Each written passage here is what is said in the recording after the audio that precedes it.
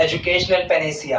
I am आशीष रंजन और बात करेंगे आज हम प्रियम्बल ऑफ द कॉन्स्टिट्यूशन की।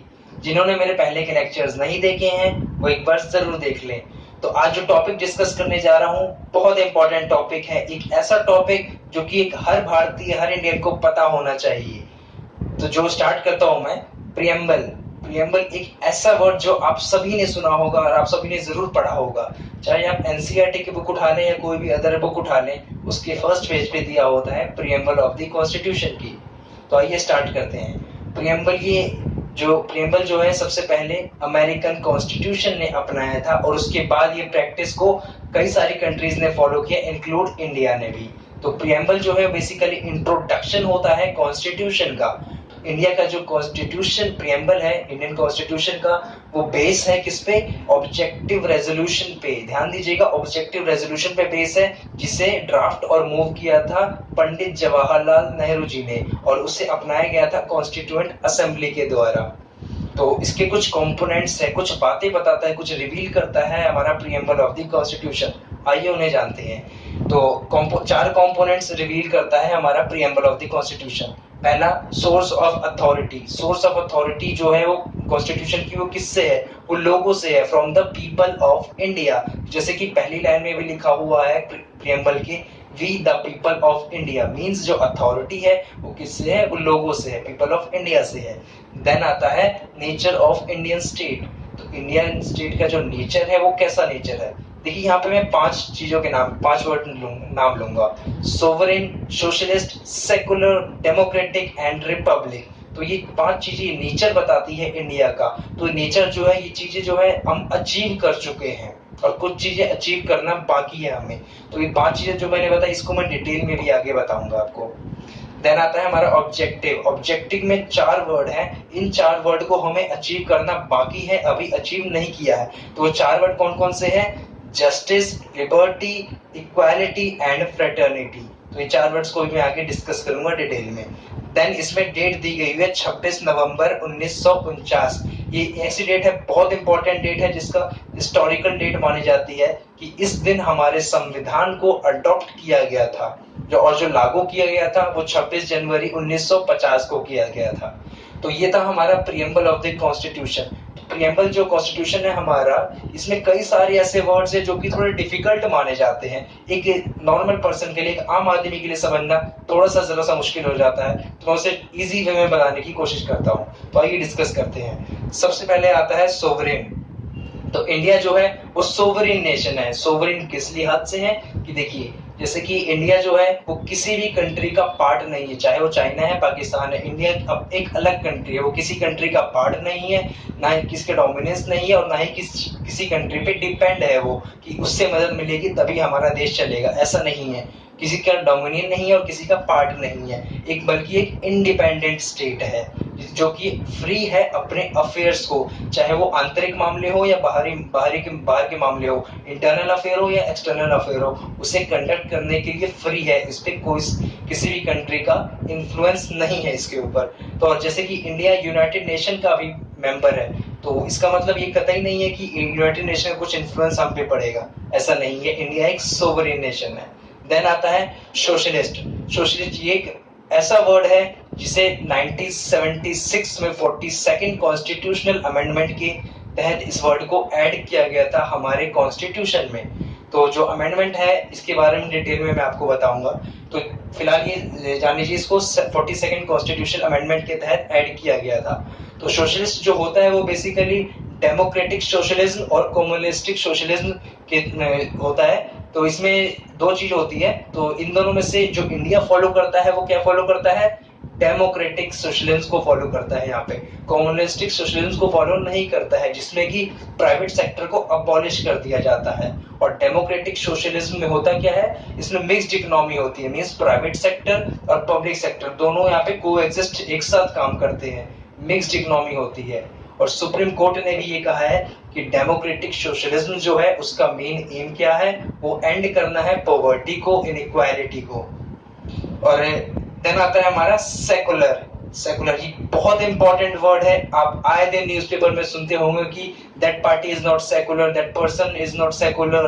तो इसका जो सेकुलर का मतलब होता है, मींस हिंदी में बात करो तो धर्मनिरपेक्ष की जहां तक बात होती है, तो इस वर्ड को भी 42nd कॉन्स्टिट्यूशनल अमेंडमेंट के तहत ऐड किया गया था। तो सेकुलर का मतलब होता है कि जितने भी इंडिया के अंदर जितनी भी रिलीजन है, हिंदू, मुस्लिम, सिख, जैनिज्म, बुद्धिज्म, जितनी भी रिलीजन है, सबको बराबर का स्टेटस दिया जाएगा और स्टेट से सपोर्ट मिलेगा। किसी भी धर्म को उच्च ज्यादा दर्जा नहीं दिया जाएगा, सबको समान दर्जा दिया जाएगा, सेम स्टेटस दिया जाएगा, चाहे उस रिलीजन की पॉपुलेशन चाहे 10 लाख हो, 10 करोड़ हो और 20 करोड़ हो, ये मैटर नहीं करेगा। तो सेकुलर इंडिया एक सेकुलर नेशन है। देन आता है हमारा डेमोक्रेटिक। तो डेमोक्रेटिक, यहाँ पे जैसे डेमो का मतलब होता है पीपल, क्रेटिक का मतलब होता है रूल बाय पीपल। तो डेमोक्रेसी के बारे में आपने एक बात जरूर सुनी होगी, by the people, for the people, of the people, लोगों के लिए, लोगों से और लोगों के द्वारा। तो ये डेमोक्रेसी के बारे में कहा जाता है। तो डेमोक्रेसी जो होती है वो बेसिकली दो टाइप की होती है, direct democracy and indirect democracy. Direct democracy में होता है क्या है, लोग अपनी सुप्रीम पावर जो उनके पास प्रोसेस की हुई होती है उसका इस्तेमाल करते हैं, लेकिन उसमें रिप्रेजेंटेटिव कोई नहीं होता है। और जो इनडायरेक्ट डेमोक्रेसी होती है उसमें लोग अपनी सुप्रीम पावर का एक्सरसाइज करते हैं, अपने मतलब लोगों के ऊपर एक रिप्रेजेंटेटिव खड़ा होता है, उसको इलेक्ट करते हैं, उसको चुन करके भेजा जाता है पार्लियामेंट में, और वो उनकी भलाई के लिए लॉज बनाता है या पॉलिसीज वगैरह बनाता है। जैसे कि प्राइम मिनिस्टर नरेंद्र मोदी जी को हमने 2014 में प्राइम मिनिस्टर बनाया, तो हम लोगों ने चुना उन्हें, तब जाके वो पार्लियामेंट में हमारे लिए लॉज बनाते हैं, पॉलिसीज बनाते हैं हमारी अच्छाई के लिए। तो डेमोक्रेटिक है। तो डेमोक्रेटिक और यहाँ पे डायरेक्ट और इनडायरेक्ट है। तो इनडायरेक्ट में भी दो टाइप की होती है, इनडायरेक्ट में भी यहाँ पे दो टाइप की होती है, रिप्रेजेंटेटिव पार्लियामेंट्री डेमोक्रेसी और रिप्रेजेंटेटिव प्रेसिडेंशियल डेमोक्रेसी। तो जो इंडियन कॉन्स्टिट्यूशन जो फॉलो करती है वो रिप्रेजेंटेटिव पार्लियामेंट्री डेमोक्रेसी को फॉलो करती है।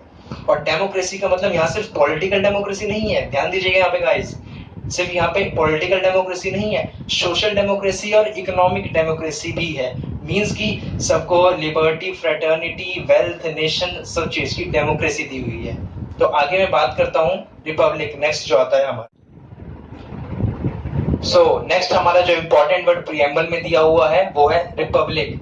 रिपब्लिक मींस डेमोक्रेटिक पॉलिटी जो होती है उसे दो पार्ट में क्लासिफाई किया गया हुआ है, मोनार्ची एंड रिपब्लिक। मोनार्ची में क्या होता है कि किंग और queen head of the state होते हैं, जैसे कि ब्रिटेन में देखा जाता है, तो उस वहां के जो सक्सेसर जो इनके बाद होते हैं वो इनके बेटे या इनके कोई होते हैं, वो हेड ऑफ द स्टेट बनते हैं। और एक सेकंड होता है रिपब्लिक, जिसमें कि डायरेक्टली और इनडायरेक्टली इलेक्ट किया जाता है हेड ऑफ द स्टेट को, जैसे कि अमेरिका में देखा जाता है। और इन बात करो अगर मैं इंडिया की, तो इंडिया का जो प्रीएम्बल है, कॉन्स्टिट्यूशन है, उसमें हेड ऑफ द स्टेट जो है उसे इनडायरेक्टली इलेक्ट किया जाता है, जिसे हम प्रेसिडेंट कहते हैं, for a fix term of 5 years, 5 साल के लिए उसे उन्हें इलेक्ट किया जाता है।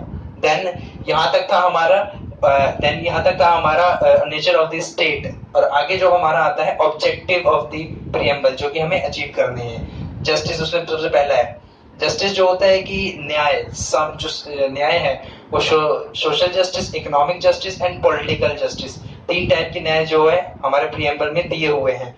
तो सोशल जस्टिस, हर सिटीजन के पास ये राइट है, बराबरी का अधिकार है कि सबको बराबरी का न्याय मिलेगा, किसी के साथ भी भेदभाव नहीं किया जाएगा, चाहे कोई एक सेलिब्रिटी हो चाहे कोई आम आदमी हो, सबको एक बराबर का न्याय मिलेगा। इकोनॉमिक जस्टिस मींस किसी के साथ डिस्क्रिमिनेशन नहीं किया जाएगा और खत्म करने की कोशिश की जाएगी जो कि एक इनइक्वालिटी है लोगों के बीच में, प्रॉपर्टी, वेल्थ और इनकम के थ्रू, तो उसे खत्म करने की कोशिश की जाएगी। देन आता है political justice. Political justice means सबके जितने भी इंडिया के सिटीजन्स हैं उन सबके पास अधिकार है कि वो पॉलिटिक्स में जा सकते हैं, कोई भी ऑफिस होल्ड कर सकते हैं। जैसे कि परफेक्ट एग्जांपल इसका मैं अगर आपसे बताऊं तो एक चाय वाला हमारा आज देश का प्रधानमंत्री है और एक आम आदमी दिल्ली का चीफ मिनिस्टर है, तो ये हमारा पॉलिटिकल जस्टिस को शो करता है। देन इसमें आता है हमारा लिबर्टी। लिबर्टी मींस होता है आजादी। कितना अच्छा लगता है सुन के गाइस कि आजादी मिल रही है। तो आजादी जो होती है, लिबर्टी की बात करूं मैं, तो ये 2 टाइप की होती है, क्वालिफाइड और एब्सोल्यूट लिबर्टी। तो हमारा जो प्रीएम्बल है कॉन्स्टिट्यूशन का वो क्वालिफाइड लिबर्टी हमें प्रोवाइड करता है। लिबर्टी प्रोवाइड नहीं करता है। एब्सोल्यूट मींस पूरी तरीके से आजादी, ऐसा नहीं है। कुछ रेस्ट्रिक्शंस हैं जो प्रीएम्बल के द्वारा लगाए गए हुए हैं। तो जो लिबर्टी हमें जो प्रोवाइड की गई है वो liberty of thought, liberty of expression, liberty of faith, liberty of worship provide etcetera provide की गई है। तो अगर इनका किसी भी तरीके से वायलेशन होता है तो एक आम आदमी, किसी के पास भी एक अधिकार है कि वो इन्फोर्सेबल कर सकता है इसे कोर्ट ऑफ लॉ में।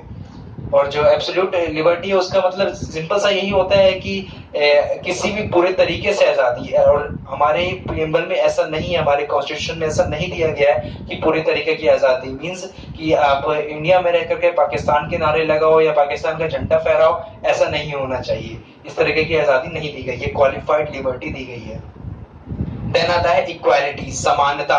समानता जो civic equality, political equality, economic equality, सबको बराबर का अधिकार दिया गया है। सिविक इक्वालिटी मींस कि फंडामेंटल राइट्स के थ्रू उन्हें किसी भी तरीके का सिविक इक्वालिटी का राइट है, किसी पॉलिटिकल अफेयर्स में हिस्सा ले सकते हैं वो। पॉलिटिकल इक्वालिटी मींस कि किसी भी तरीके का डिस्क्रिमिनेशन नहीं होना चाहिए कि पर्टिकुलर सेक्शन के साथ कि ये सेक्शन पॉलिटिकल राइट का इस्तेमाल नहीं कर सकता और ये कर सकता है, ऐसा नहीं होना चाहिए। इकोनॉमिक इक्वालिटी, सबको बराबर का इकोनॉमिक इक्वालिटी मिलनी चाहिए मींस की डिस्क्रिमिनेशन नहीं होना चाहिए वेल्थ टैक्स, वेल्थ और इनकम के रूप में। देन आता है हमारा फ्रेटर्निटी, बहुत इंपॉर्टेंट वर्ड है। इसमें जो सबसे इंपॉर्टेंट वर्ड है इंटेग्रिटी, जिसकी मैंने पहले ही बताया था कि 3 वर्ड जो ऐड किए गए थे 42nd कॉन्स्टिट्यूशनल अमेंडमेंट के तहत 1976 में, सोशलिस्ट, सेकुलर एंड इंटेग्रिटी। तो इंटेग्रिटी फ्रेटर्निटी में ऐड किया गया था।